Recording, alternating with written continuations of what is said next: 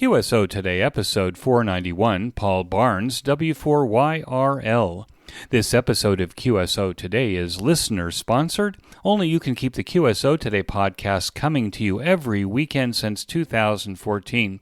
Please become a listener sponsor monthly or annually by clicking on the sponsor banner on the show notes page or at the top of the QSOtoday.com webpage. This week, the following hams are recurring monthly listener sponsors: Joey Smith, N4VFA, Mark Farrell, VK6OP, J. Gordon Betty Jr., W2TTT, Grayson Evans, KJ7UM, Adrian Lambert, M5ADL, and Robert Swain, W5APO. We thank them for this steady support as it keeps the QSO Today podcast hosted and working.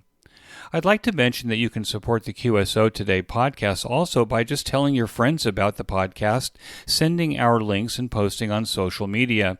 This helps to expand the base of listeners as we approach episode 500. Welcome to the QSO Today podcast. I'm Eric Guth, amateur call sign 4Z1UG, where I demonstrate the diversity and relevance of the amateur radio hobby and its impact on society by interviewing ham radio operators, many of whom played vital roles in shaping our technology through the amateur radio hobby. And while many people might say, ham radio? Do people still do that? This podcast demonstrates through in-depth interviews just how amazing, diverse, and dynamic the amateur radio hobby continues to be. Paul Barnes, W4YRL, now a ham for over 65 years, enjoys FT8 CW and getting on the air with modest wire antennas. Paul has traveled to over 50 countries and enjoyed operating from abroad. He credits the hobby for a happy career in electronics focused on simulators for space, military, and nuclear power plants, and for the lifelong friends he has made along the way. W4YRL is my QSO Today. W4YRL, this is Eric, 4Z1UG. Are you there, Paul? 4Z1UG, Eric. Good morning. This is Paul, W4YRL. Paul, thanks for joining me on the QSO Today podcast. You have a ham radio story that starts over 65 years ago. Can we start the beginning of your ham radio story? When and how did it start for you? Well, it was about 1957 or 8. A friend of mine and I would go to Boy Scouts, and we would come home and we'd listen on I don't remember what kind of radio it was. It was a little floor model radio that did AM and short wave, no FM at that time. And we'd listen to these guys chattering on the radio, and I went home and told my mother that I had heard that, and I was pretty interested. And good old Mom, she's always looking out for her son. She looked in the newspaper, and she says, "Hey, there's an article in here that the radio club over in Albion is starting classes. Would you like to go to the classes?" I said, "Yeah, I would." And my friend I think we went one night together, and he decided it wasn't for him. But I mentioned it to my scoutmaster, Dick Fazette, WA2HNA. And he says, "Hey, I'd like to go do that." And my mother willingly said, "I'll pay your gas to run back and forth if you'll take my son."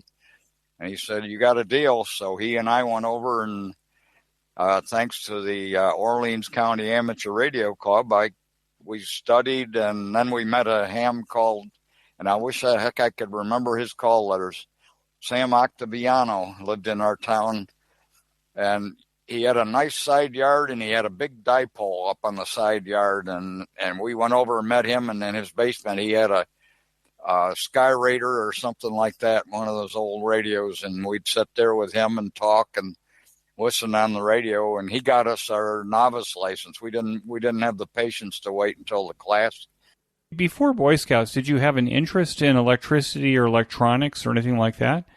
Well, my dad was kind of a jack of all trades, and he worked for an organization, GLF, with Grain League Farmers. It was a farmers co-op, and he installed wiring, plumbing, grain bins, and I worked with him at times.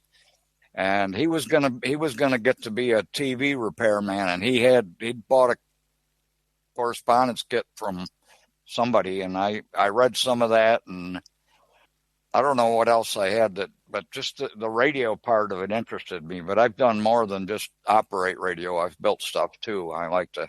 What was the hometown? Medina, New York, halfway between Buffalo and Rochester. Nice little farm town. That's considered upstate, right? So it's rural New York? Yep. The largest club in our high school was the FFA. The FFA. Future Farmers of America. Were you guys on a farm? No. My grandfather had a lot of land. He had a farm. He was kind of a gentleman farmer at one time, and later in my life, I ended up living with him for a while. But he had many acres of land, and we didn't have any of that. My mom and dad were working people. And were you an only child? No, I have a brother and sister. Neither of them have any interest in radio unless they can tease me over it. But it sounds to me like your mother at least was, kind of tuned into you. I mean, I think it's kind of amazing that she was able to find a radio club for you from the newspaper. But maybe they advertised, more in those days. Yeah, they did in the paper those days. But I have to admit, I think I was her favorite son because I was her first. But she would go down and before Dick started driving, she'd take me down there, sit there and read and wait while I went to the classes. And then we went back, and then Dick and I started accumulating equipment. And he was a member of the club recently there, and he just died within the last year or two. But he and I went through life a lot together. He was my scoutmaster. He gave me a lot of education on life as we went on, more than just ham radio and scouts. But he was a pretty good old guy. So you got your license in what year? I tried to figure it out what it was. It's either 57 or 58. He got a new 57 Chevrolet that we drove to the ham meetings with. So that's about all I can judge it by was that. And your first license was a novice license?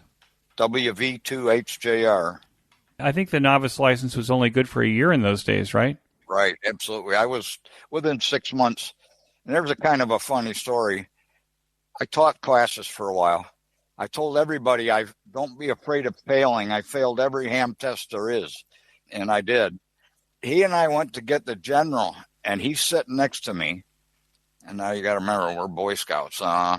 He'd get a question he don't know. He'd poke me a little bit, and he'd say, do you know the answer to this? I'd say, yeah, it's this. He said, are you sure? I said, well, I'm pretty sure. If I said I was sure, he marked it. And if I wasn't, he marked what he thought.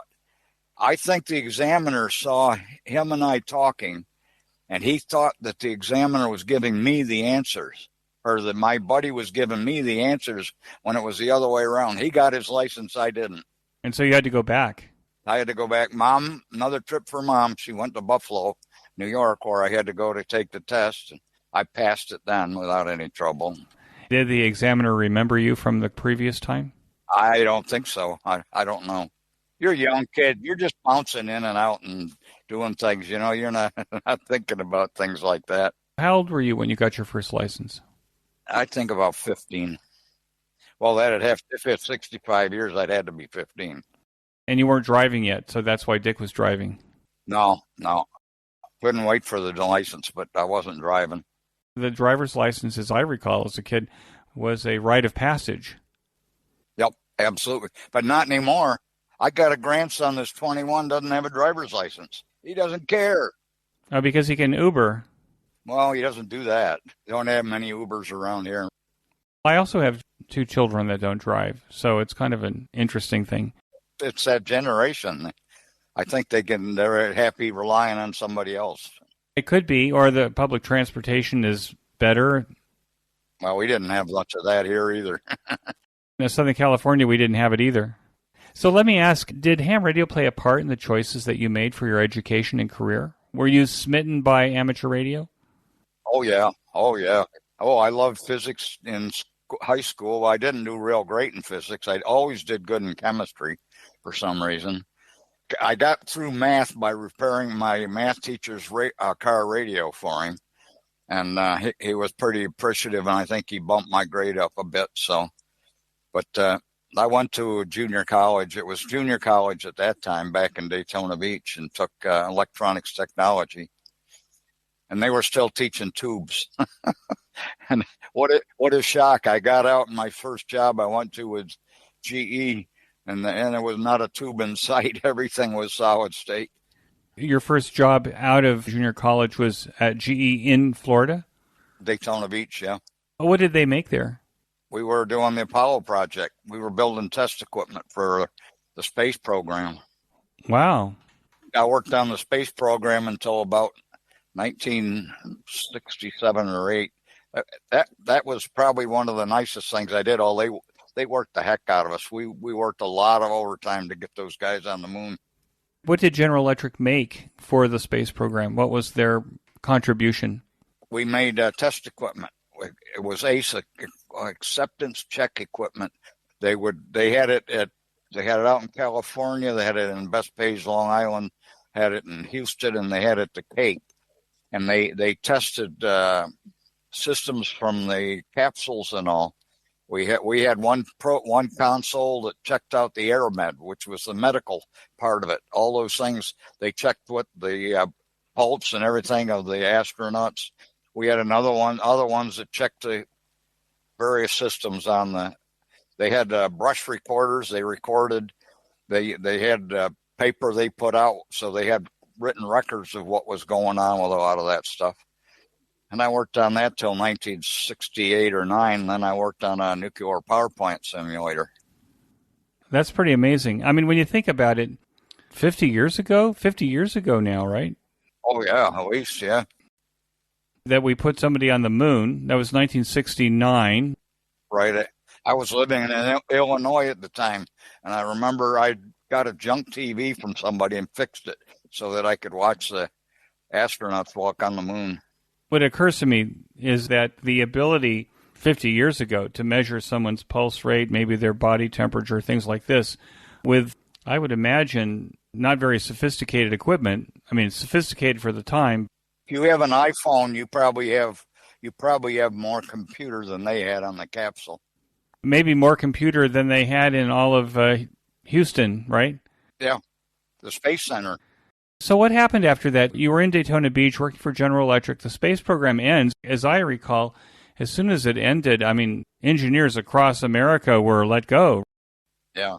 The Cape lost so much brain power.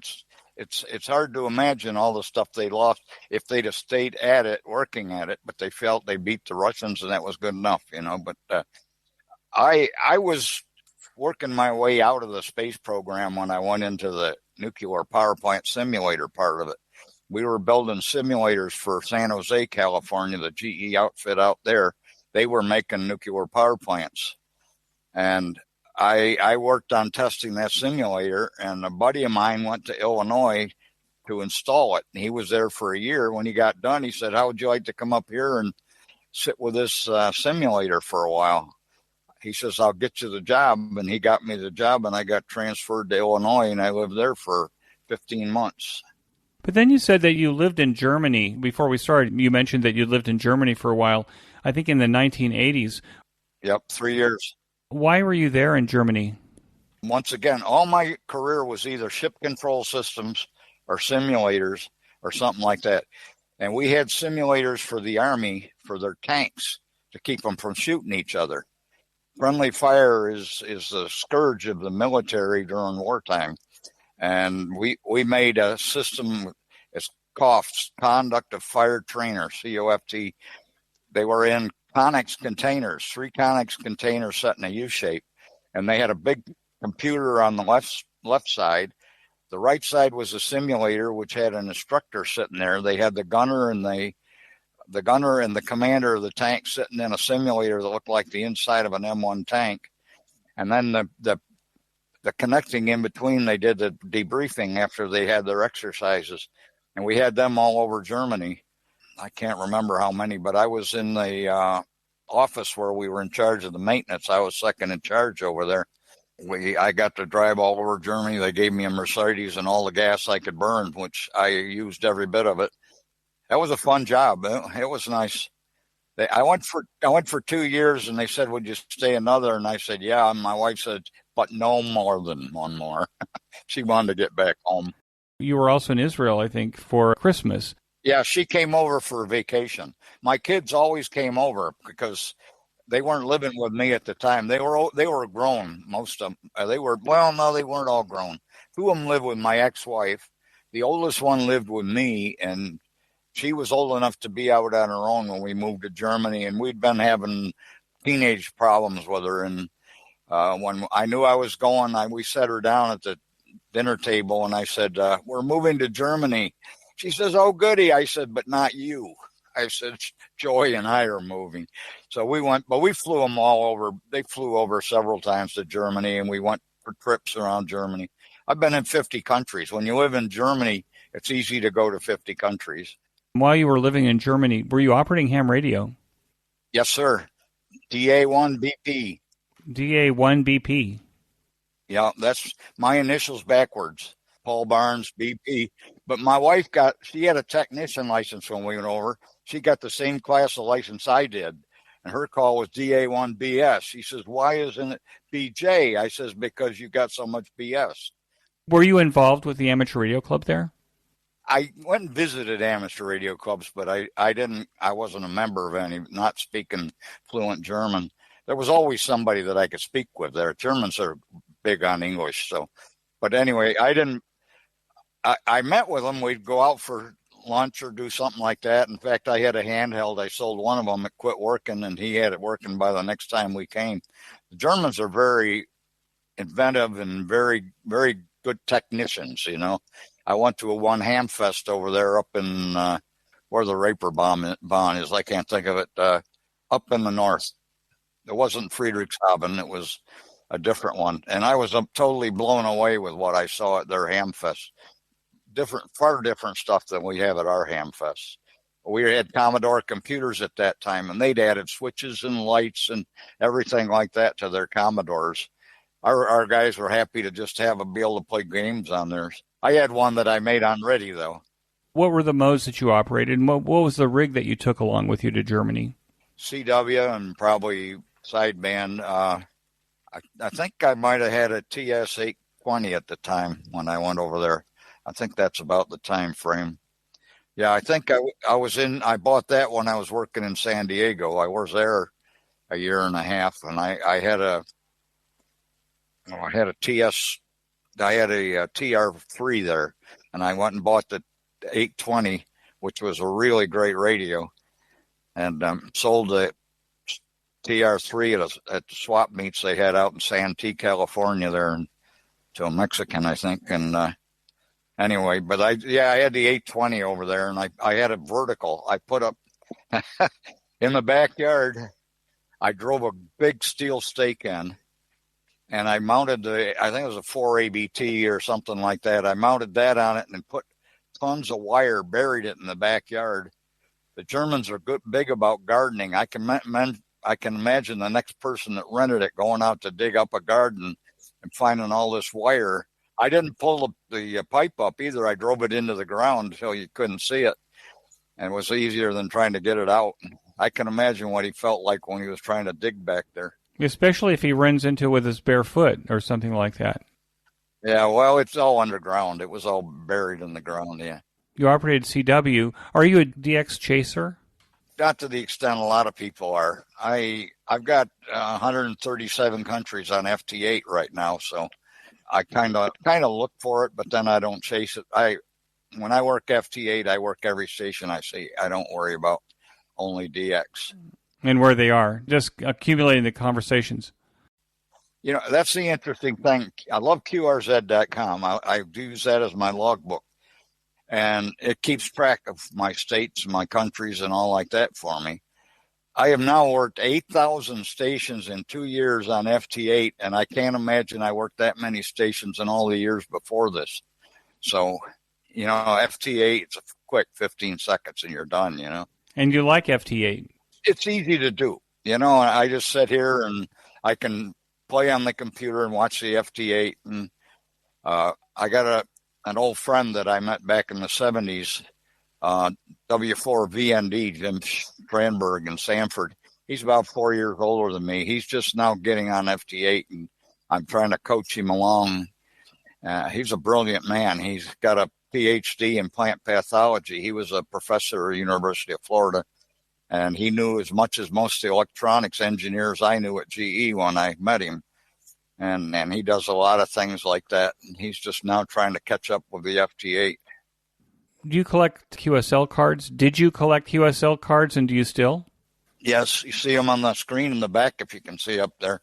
I've got all the old ones from when I was younger, and when I get new ones, I scan them in, and they're here in this box. Oh, I love QSL cards. So you have a box of QSL cards. 2 boxes. Do you still print QSL cards? No. I got a guy, years ago, we were square dancers, and we had to do programs, and I met a guy that really revolutionized our printing. He started doing it for half of what everybody else was paying. So I just take everything to him. I take my old cards. This is my new card. I take this to him, and he can copy it. He can copy it and change my data on it and print them out again. And I've been using that card for years and years. So you still print cards. You still have cards printed so that you still have card stock to send out. Yeah. Oh, yeah. Oh, yeah, yeah. Yeah, I misunderstood what you meant. Yeah, I do. I love QSL cards. That, to me, that's part of ham radio. Having the physical card. Yeah. I don't understand these guys that say, "Oh, I got all the cards I need. Don't send me any." Well, I'll send them, and I don't care if people pay me to send them one or not. It's not that expensive. I do mine I do postcard though, which is cheaper than doing through with an envelope. But you said that you scan the cards rather than hang them on the wall. Now you scan them and put them on a file. Yep, use the scanner over here, and then they're on this. If you see, I don't know if you can see that screen back there. I got the screensaver is all my collection of QSO cards.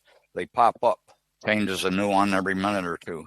Do you have thousands of QSL cards over 65 years of operating? No, I don't think so. I don't remember what I did when I was in Germany, but I don't think I ever sent out a QSL card there.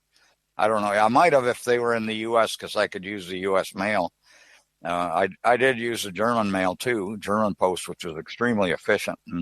But seldom I talked to that many German people. I met a lot of them and went to their houses and talked with them. You said you use QRZ.com for logging.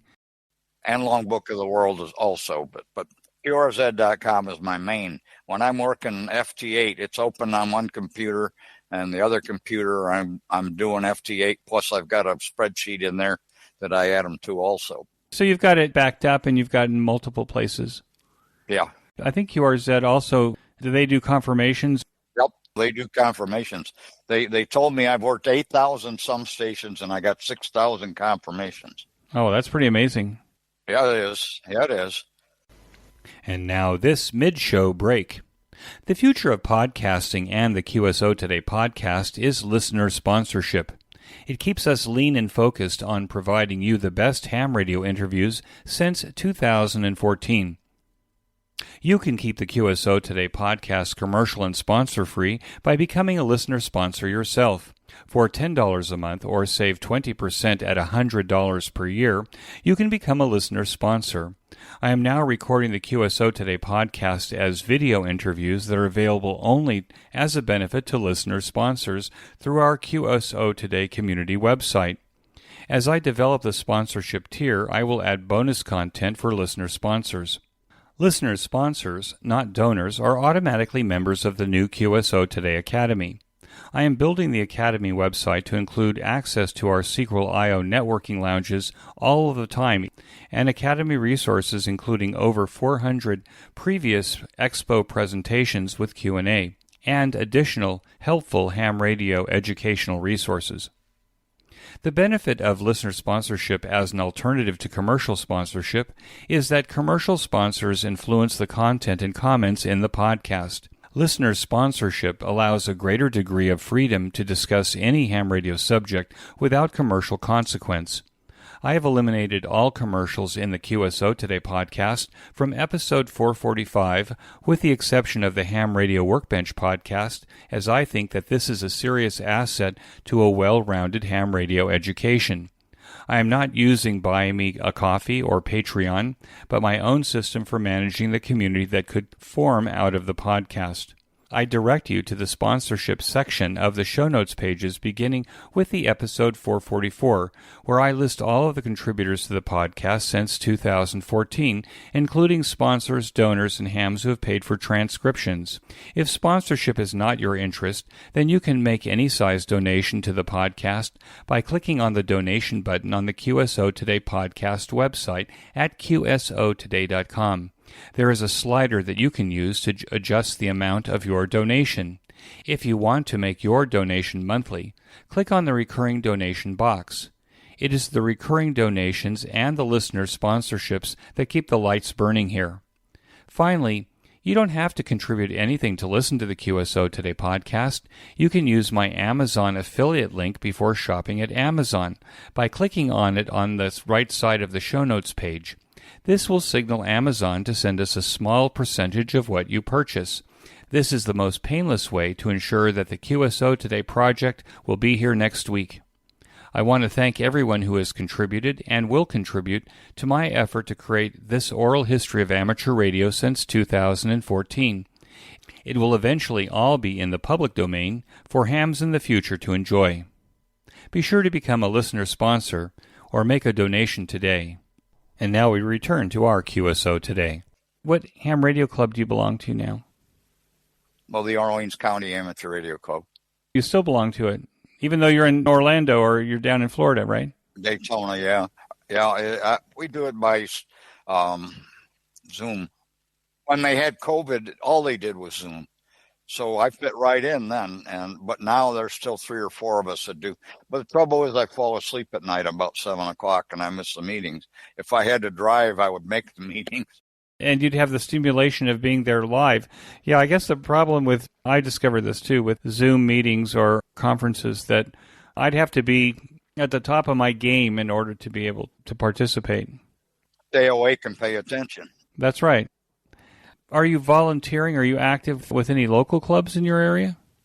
I was in the club and I didn't like some of the stuff that went on. I'm a picky person.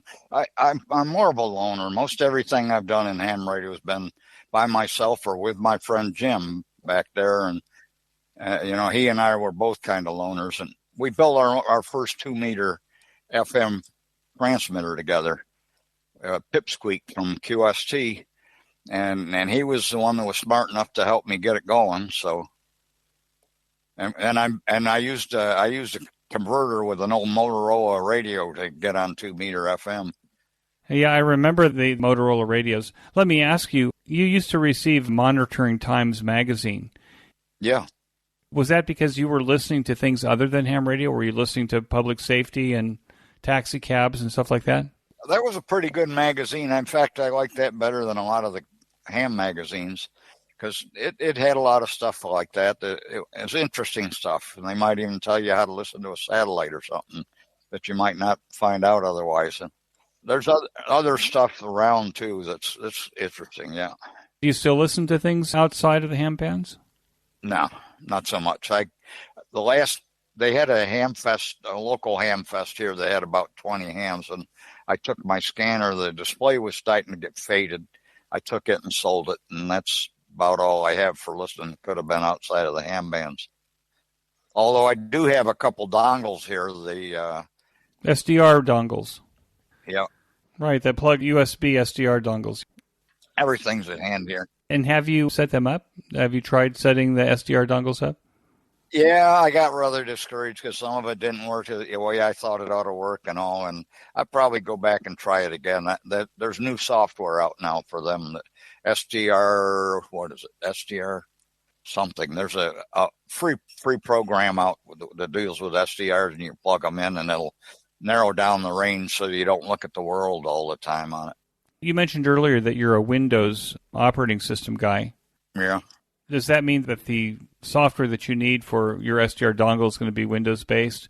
Probably. It seems to me there might be more available software in Linux. In Linux, yeah.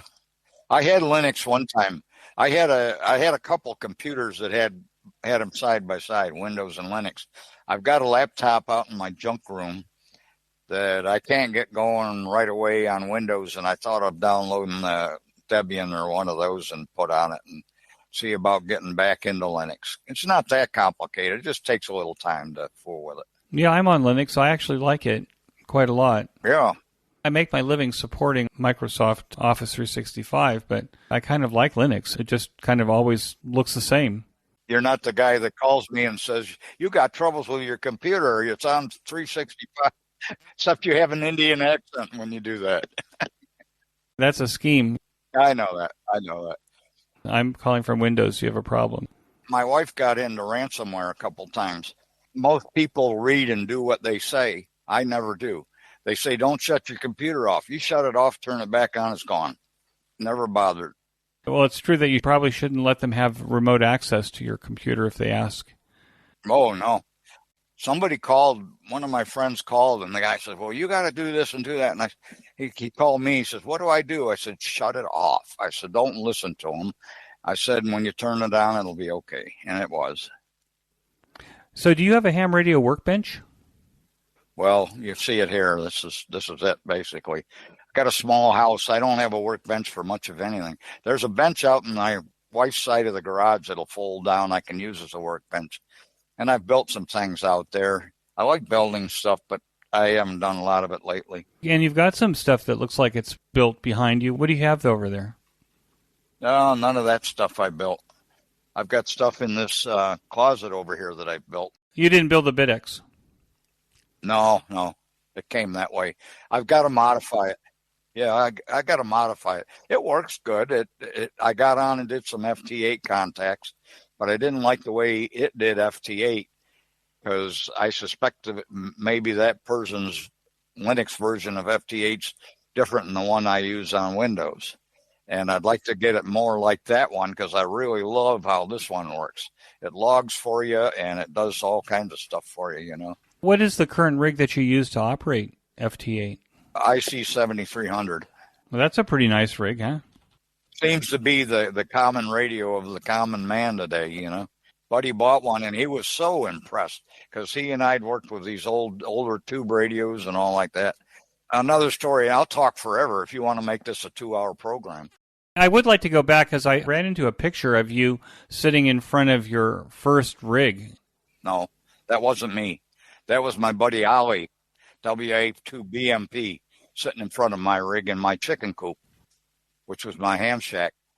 So what was your first rig then? It was a CW transmitter, 75 watts, and I borrowed an S38E from Dick, and I didn't like it, so there was a sort of a ham store in the next town, and I went over and saved all my money, went and bought a National 109, NC 109, which was a great receiver for me for CW because it had sort of a crystal filter in it that you could filter things down quite a bit. So up until FT8, CW was your primary mode, huh? Yes and no. I built a balanced mixer to put on my Viking Ranger, which I was using, and got on double sideband. And I did have sideband rigs and got on sideband. I had a Galaxy 5 and a TR3 and then that 820. And I did a fair amount of sideband work. But I did like CW most. I was off it so long, I went to get back on it here, and some of it wasn't clicking, and I was having to do when I was learning. I had to write down the dots and dashes or something to be able to fill the word in, and I got discouraged, and FT8 worked so easy, I just get lazy. And what's the rig that's on the back? It looks like you have a Kenwood radio there in the back corner. Yeah, that's a TS440S. That's my favorite rig in the world. I used that in my RV. I had it mounted in my car. I used it on the bench. It's a super rig, but it got that disease that they get where you go to certain bands. I think if I go to 20 meters, I get the bars that run across it. And there's all kinds of things on the internet on how to fix it. And there's guys that have fixed it for $200 or $300. And I just said, I'll just buy another one.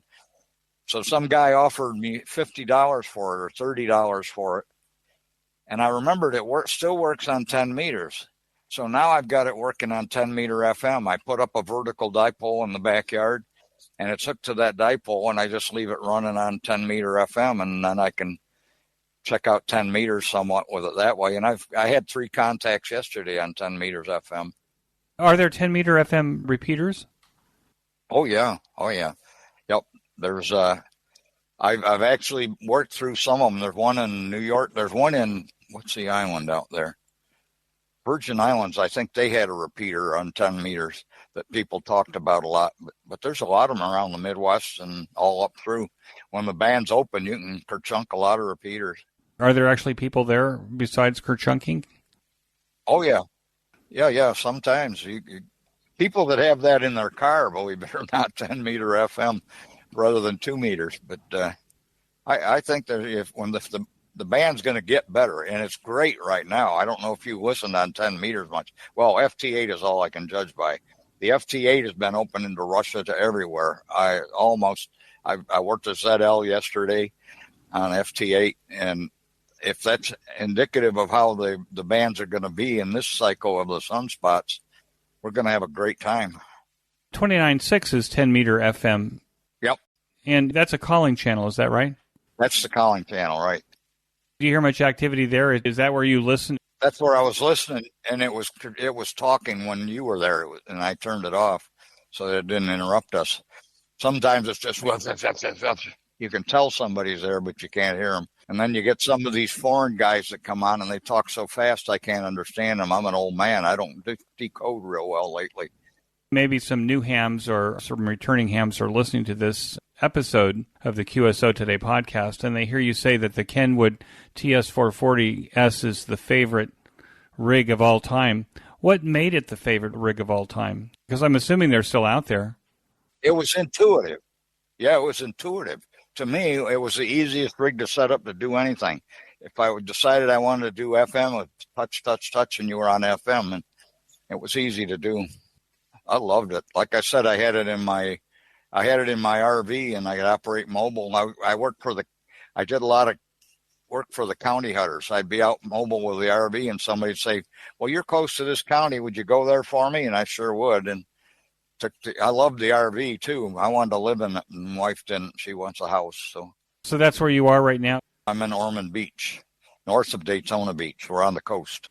That's the current QTH. Yep. We lived on the beach. We lived on the beach for 15 years in a condo, and you don't do a lot of ham radio in the condo, although there was 3 other hams in there besides the wife and I. And I had antennas out on the balcony, and beach condos are noted for the rebar getting spalling and needing concrete work every 5 to 7 years. And somebody did some research in Ohio that they put in a cathode on the bridges because they get salt there, and it was eating up their bridges. And they found out if they put a charge on the cathode that they could keep the salt from eating things so fast. So when last time they did concrete work, they put that cathode in there, and I asked them. They have a charge on it. There's a meter you can go watch and see the charges there. I said, what happens if I put an antenna parallel with your cathode? Will I burn out your equipment? Oh, gee, we don't know. I said, well, I guess I better not do it then. I don't want to have to pay for their equipment, And so the antennas came down. But like I said, there was three condo units with ham operators in there. I read someplace that you were an expert on J-pole antennas, and that you like to use J-pole antennas for your, I was assuming, 10 meters all the way up? Well, I did J-poles for 2, 6, and 10, I think. 10-meter J-pole is pretty big. When I lived in DeLand, about 30 miles here, 25 miles from here, I also had a 3-element 5-band quad there, too. But I built several J-poles for there. And what did you like about the J-pole antenna? It was easy to make, or? They're just easy to make, yeah. Yeah, it seems to me that I see them on eBay that a new ham likes, for some reason, the J-pole antenna.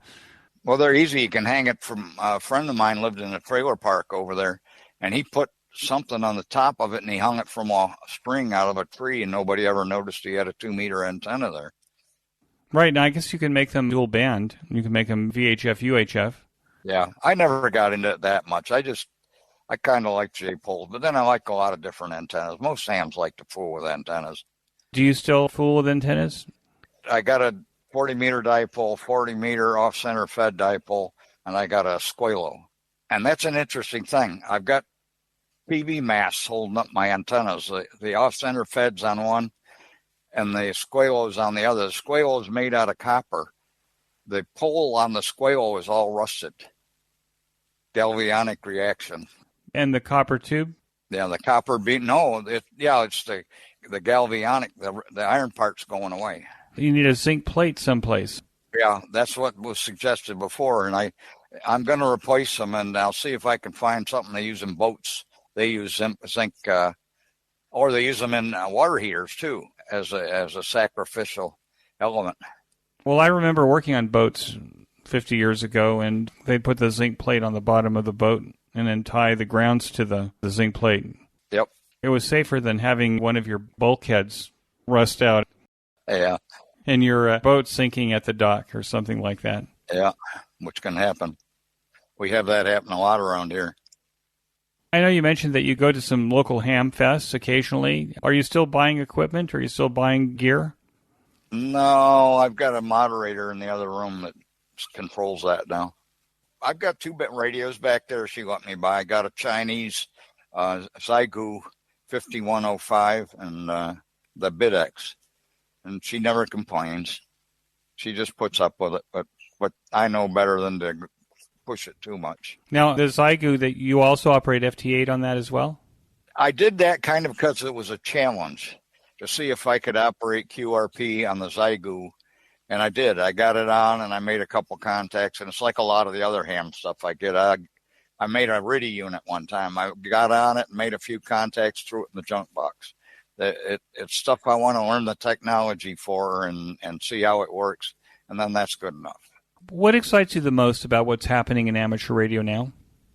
I'm not an easily excited person, but what I like is there's so many facets, and I listen to all these podcasts like Solder Smoke, Ham Radio Workbench, yours, 100 Watts on a Wire.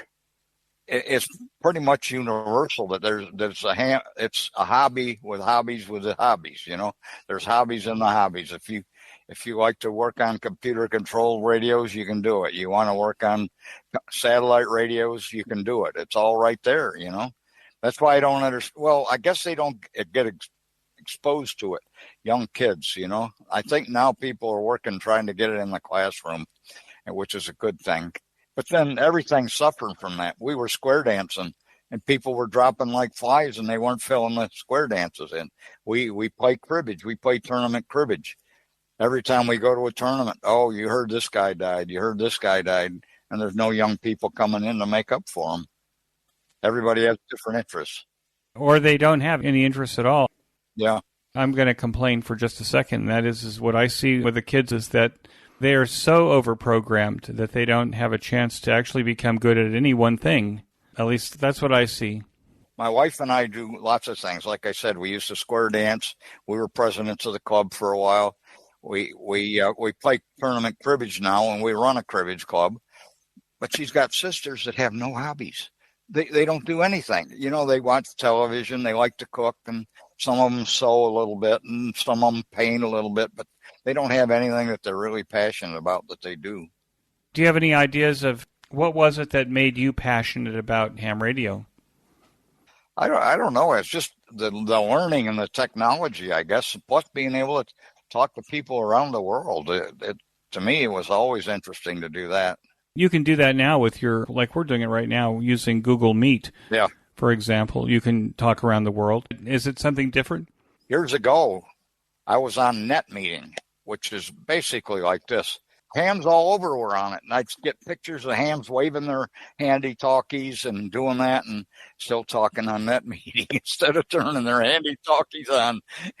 But I talked to people in countries I'd never talked to in the ham radio doing that. Now, you mentioned cribbage a couple of times. I have no idea what cribbage is. That's a card game, right? Yeah, British invented back in the 1600s, I think.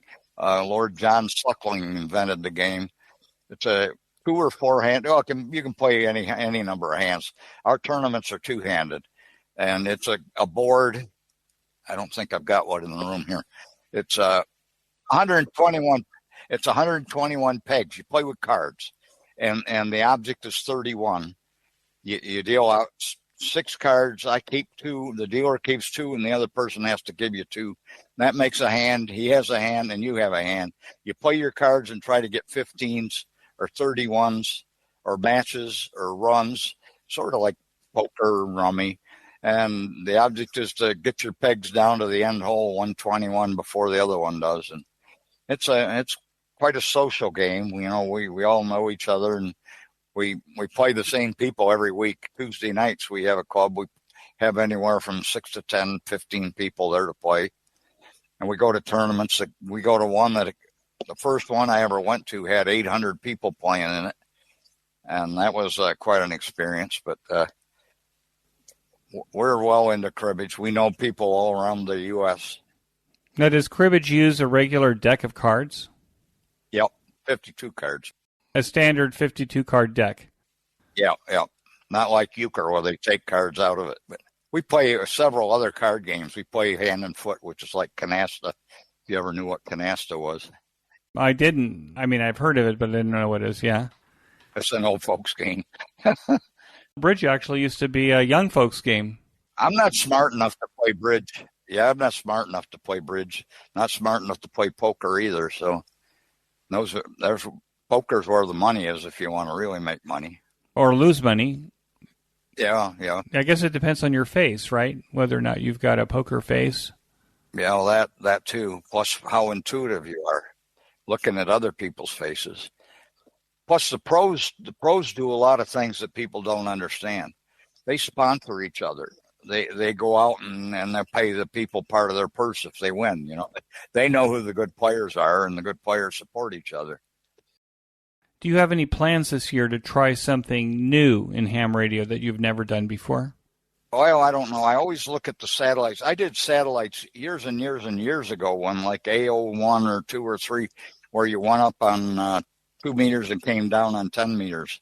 I did that a couple times, and that was kind of interesting. I may try to talk to the ISS, seeing as now they're even a little more dedicated to ham radio. I think they've got a dedicated station up there. I may try to talk to them, and I've been looking at satellite antennas. And if I do it, I want to build my own probably, but we'll see. I think that almost all the astronauts that are going up are ham radio operators or have ham radio licenses. Yep. That's kind of helpful. I think they've made that a part of the training for the system. You got to get licensed. So, and I don't know why, because they're not in the U.S. Why do they need a license? That's a good question. Who's going to enforce it up there? That's right. Perhaps in order to build grassroots support for the space program, that they've got to get kids interested in STEM. Well, I think they're doing that in school a lot now. I think they have satellite ISS in school, and there's hams that go there and help them do that. And I think that's a real good start. Just to kind of ignite their passions, maybe. Yeah. When we were kids and starting in ham radio, we did a lot of silly stuff. One guy loaded up the barrel of a gun to try to transmit, and other guy hooked to his gutters and like that. And we had a group that got together. I didn't have a car, so Dick and I could go to the next town and talk to the hams over there. Unfortunately, they're all SK now, so they died young. It was a sad thing. But we used to do a lot of things together as hams when we were young, which I think else helps the young people stay excited. If they got other people their age that are doing it, that they can talk and interplay with, I think that's a good thing. Do you think that ham radio is good for old people? Oh, yeah.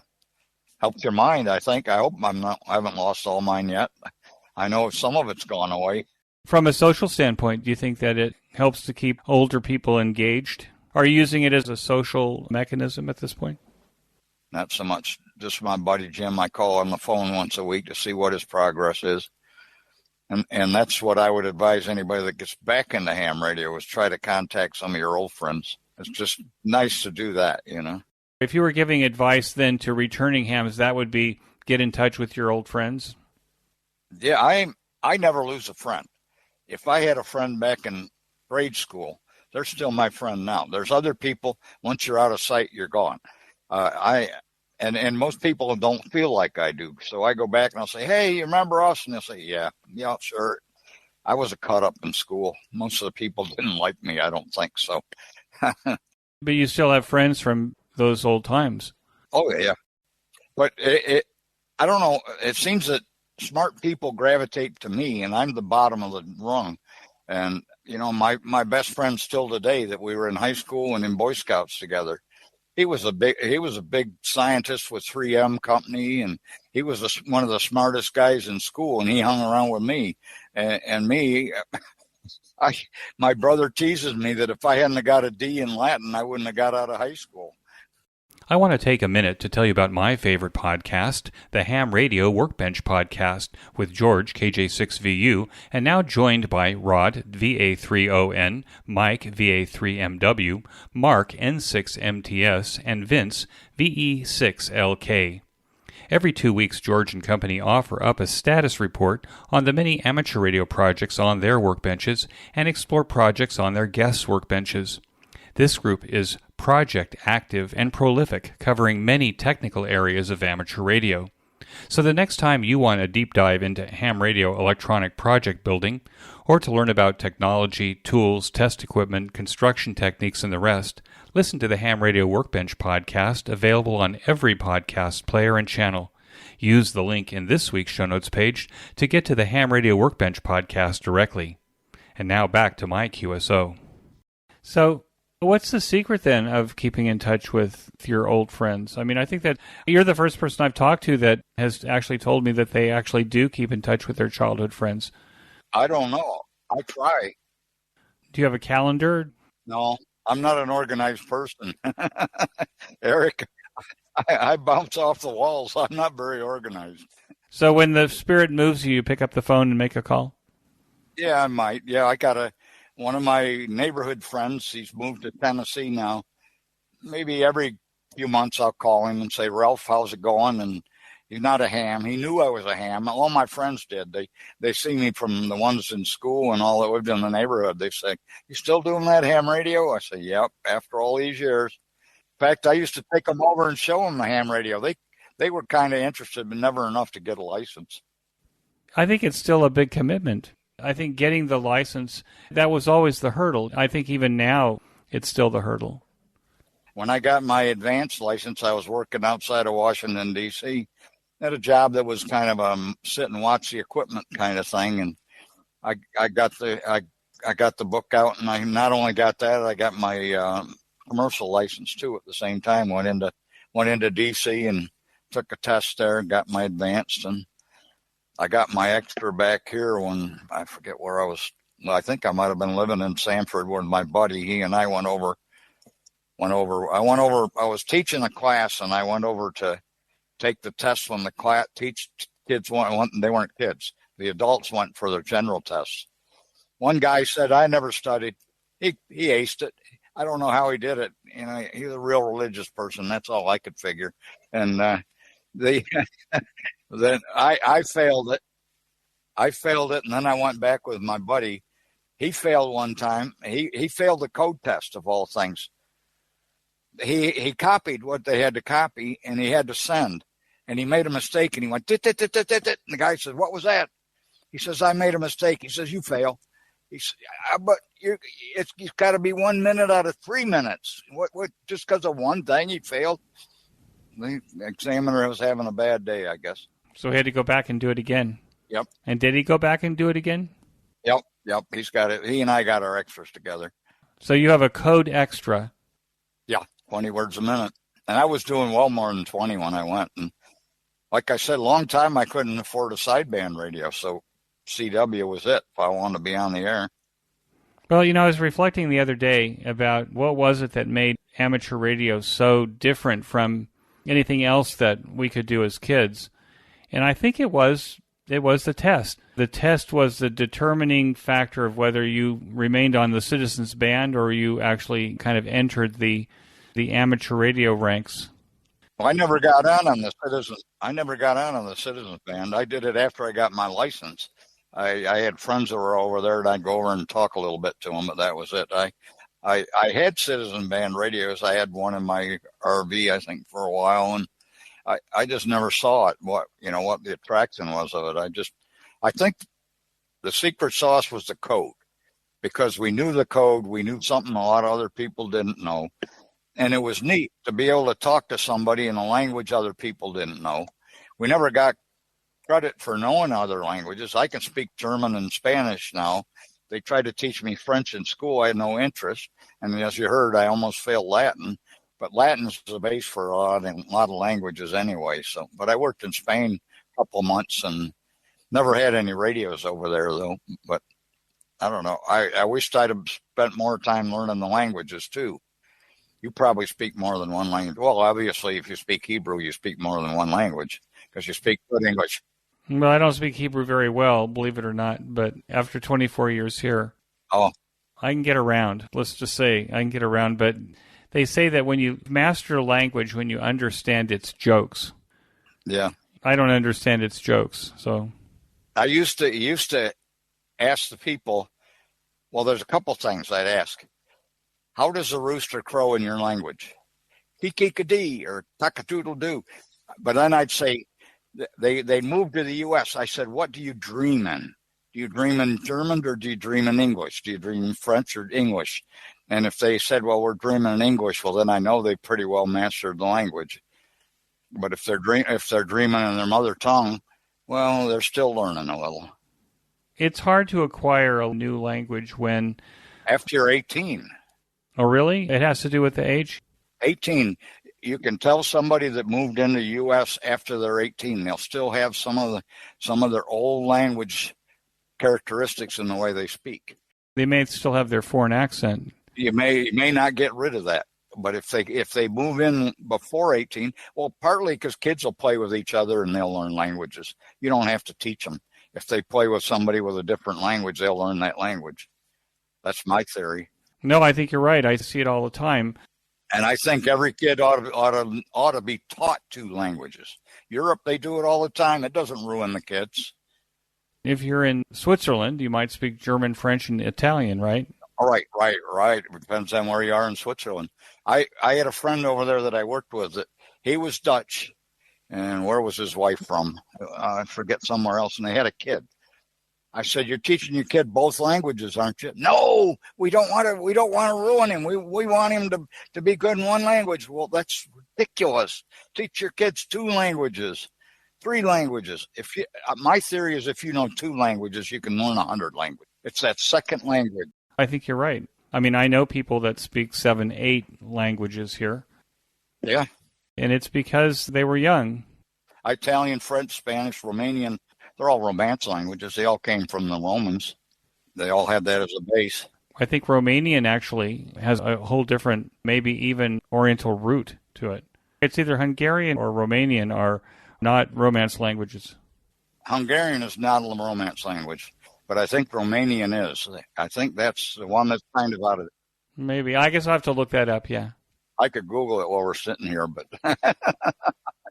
Paul, what advice would you then give to new hams? Because you say with returning hams, you'd say get in touch with old friends. I think that's a great idea. I've never actually had that before. But what advice would you give to new hams, people who've just got their new license and don't know what to do? Well, first off, get an Elmer that'll help you get on the air. You got to get on the air. The only way I learned Morse code when I was trying to learn, I was fighting it like everybody else. Somebody loaned me a code practice oscillator, and I sent to myself. And my instructor couldn't believe how much my code speed jumped up. But if somebody helps you, they maybe give you some equipment, help you set up your antennas. Ham radio isn't an intuitive hobby. Although right now I could go on Gigaparts or one of them and find any kind of thing I needed to get on ham radio. I can find antennas, I can find ground rods, I can find radios and everything like that, but you still got to know how to put them up or where to put them up. And, mine aren't anything magic. My dipole's within 30 feet of the ground in about my backyard. My neighbors can't see it. My off-center fed dipole goes over my roof. And I changed the ropes out in front from white to black so the neighbors couldn't see them.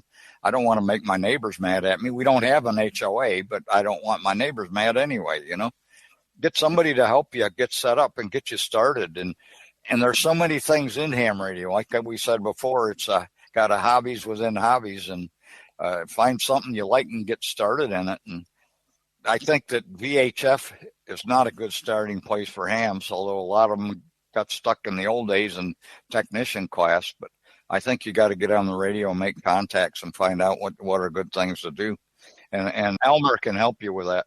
I think VHF and UHF, at least the way I see it, with DMR and all this other stuff, is it's become so siloed that, unless you have an active club that has a repeater that, where there's actually activity all day long, boy, you're listening to a lot of quiet airtime. Yeah, I don't have DMR, and I've thought of it. I've got a couple Raspberry Pis, and I don't know. I think you can put them on DMR or something, and I may look at that to see about getting that. But if it goes through the internet, it's not interesting to me so much. And I guess that's what DMR does. Yeah, DMR does that. I've got a Bofang here. The only time I've ever used it was when I went up to Western New York to my class reunion to talk to the guys from the ham club up there and to find out where we were going to meet for something. Sometimes I'll set it here to scan, and I think I've probably got 60 repeaters in it or something like that in the area. I don't know how many there are. Never hear a thing. Never hear one. Not anybody for chunking, although maybe it doesn't receive good in my room here. But I find that the Bofang is a great radio for walking the dog. I've walked the dog with a $300 radio and dropped it, and now if I drop a $20 Bofang on the ground, I don't feel as bad. You got to buy a bigger antenna, though. The little one, I got one laying here somewhere. Little one doesn't quite do the job. Yes, it's hardly an antenna. Paul, I want to thank you so much for joining me on the QSO Today podcast. This was fun. I really appreciate it. I appreciate hearing your ham radio story. 73, Paul. Thanks so much. 73, Eric. That concludes this episode of QSO Today. I hope that you enjoyed this QSO with Paul. Please be sure to check out the show notes that include links and information about the topics that we discussed. Go to www.qsotoday.com and put in W4YRL in the search box at the top of the page. You may notice that some of the episodes are transcribed into written text. If you'd like to sponsor this or any of the episodes into written text, please contact me. Support the QSO Today podcast by first joining the QSO Today email list by pressing on the subscribe buttons on the show notes page. I will not spam you or share your email address with anyone. Become a listener sponsor monthly or annually by clicking on the sponsor buttons on the show notes pages. Your value for value support is recognized on the QSO Today podcast and in the weekly show notes. Use our Amazon link when you shop on Amazon. Clicking on this link before you enter Amazon will allow Amazon to pay us a small commission on what you purchase. This is a very painless way to support the QSO Today podcast. QSO Today is syndicated on every podcast platform, including Spotify and the iTunes Store. Until next time, this is Eric 4Z1UG 73. The QSO Today podcast is a product of KEG Media Inc., who is solely responsible for its content.